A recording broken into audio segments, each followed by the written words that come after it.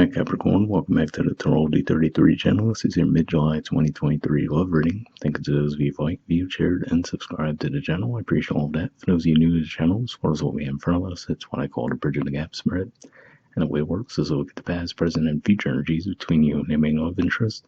Once we get through all that, we'll pull some oracle cards as well for some additional insight, and that's where the bridge of the gap dynamic comes into play. And as far as the decks being used, on the left side we have the Lover's Path Tarot, on the right side we have the Romantic Tarot. And also keep in mind it's a general reading, so I'm going to be referring to the cards on the left as the energy and cards on the right as the other person's. If you feel like it's the other way around in your situation, then definitely trust that. Alright, so with all that out of the way, we'll get started. Past energy on your side, we have Fortune. So this is the equivalent of the Wheel of Fortune in traditional tarot, which is a Jupiter energy. So it could just be saying that in the past you might have really just been focused on more of a creative project, right? Maybe for some of you, for example, you might be a musician, or if not that, even could just be a career goal that you might have had. That was really the primary focus of your time. But you might have found yourself still thinking about this person from time to time, right? And almost might have come across to you as a distraction. Or for some of you, maybe even while listening to music, things along those lines, you were getting signs that would link you to this person. But yeah, that looks like there was a separation on your part in the past because you really focused on other goals at the time. Alright, past energy on their side, we have the Six of Pentacles. So here we see a bit of an art type of dynamic as well, but I feel like this is saying that really for them, they might try to get you to see things as far as like, hey, you could actually do both things, right? Like you could be engaged in a relationship, but also still focus on your career goals or your creative goals, right? So it could just be one of those things where that was their approach. For some of you, this could also just be saying that you might have had a separation in the past, and in the past it looks like this person might have come along to try to restore the balance in the connection. All right, present energy on your side, we have Sacrifice. So this is the equivalent of the Hanged Man in traditional tarot. And what stands out to me here is, again, we see a musical instrument in the mix. So for some of you, for sure, maybe you really are just a musician, let's say. So maybe you have to travel a lot, right? So that might make it a little bit harder to have a more traditional relationship. So it's like you might feel the pull of this connection, but at the same time, you might feel like it would detract you from your goals. So it could just be one of those things where like, okay, I really want to put more energy into the connection on one hand, but I feel like it would derail me from my career goals and aspirations, right? So that could be the push-pull dynamic that you feel with this connection. All right, present energy on their side, we have the Eight of Pentacles and the Four of Swords.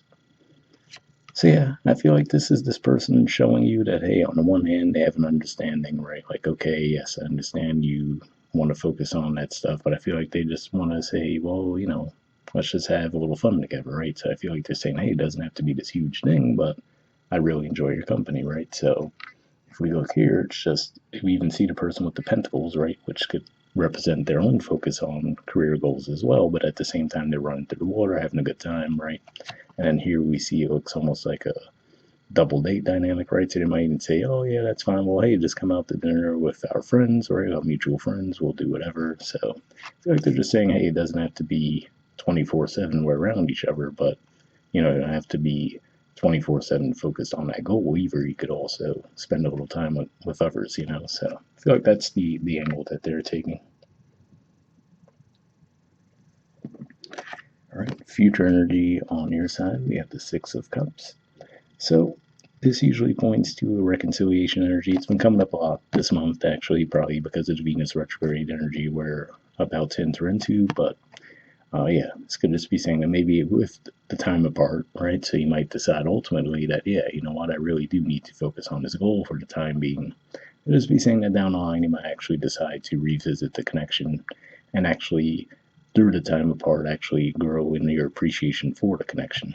So, you know, for some of you, it could be as simple as you had Pluto in your sign for a really long time, then it went to Aquarius briefly, and now it's back in your sign. So it could just be some goals that you might have had during that transit that are now coming back up to the surface. And you might really feel the sense of urgency, like, no, I really want to get this done, right? So it could just be bad timing in that regard. But like I said, in the future looks like he will try to get the connection back on track.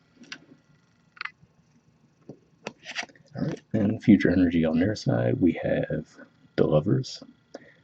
Major Arcana card for Gemini energy here. So yeah, could just be saying, again, like I said, I feel like they're going to constantly want to keep the lines of communication open, right? I feel like this is them at least showing to an extent that, hey, I could be patient, I get it, right?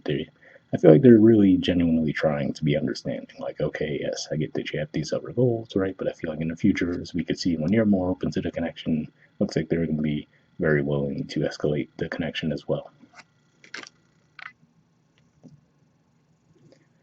All right, bottom of the deck on your side, we have the Three of Cups.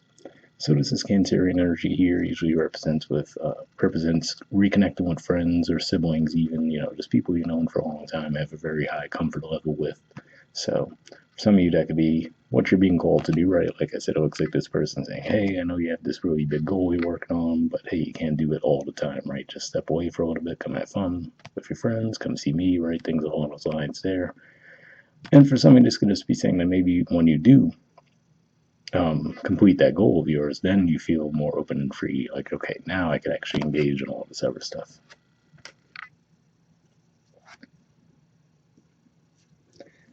All right, and bottom of the deck on their side, we have the Four of Cups.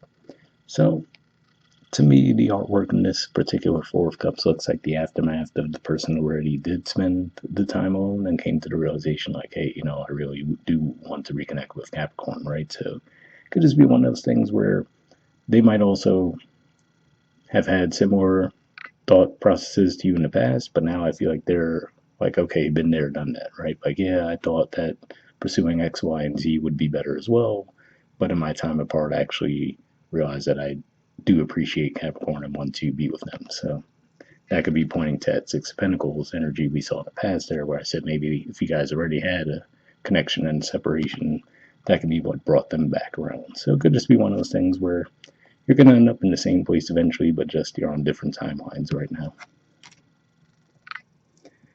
All right, moving on to your Oracle cards. First, we'll see what we get from the Messages of Love Oracle cards deck here. Just looking for a single card from this deck.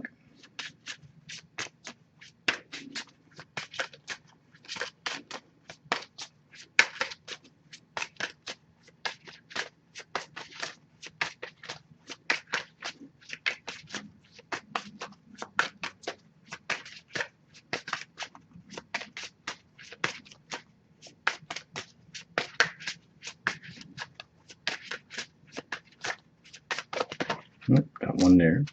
And next we'll see what we get from the Wisdom Oracle deck. Just a single card from here as well. Then we'll read both messages and wrap the reading up with those.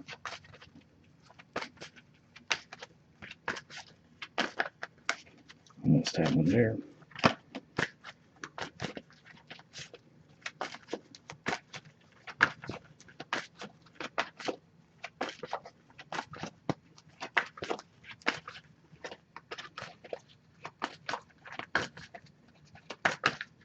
All right, and got one there. So first we'll see what we got the Messages of Love card. All right, you guys got chemistry. Get it to focus. There we go. It says the attraction you feel is mutual.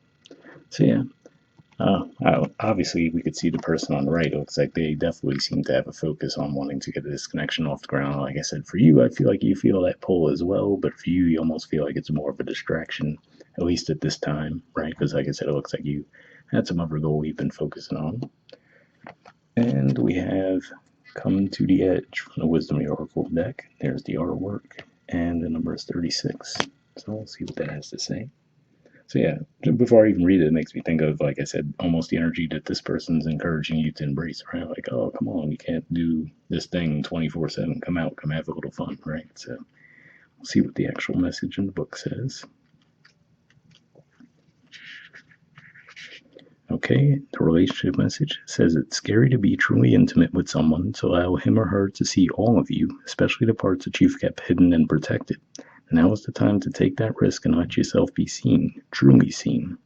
It's important that you speak up, voice what you need, state who you are, say what you hope for. This is not the time to play it safe, but to take a leap of faith. You'll be glad you did. If you're seeking a relationship, the same applies. Take one step toward the gods and they will deliver what you truly desire.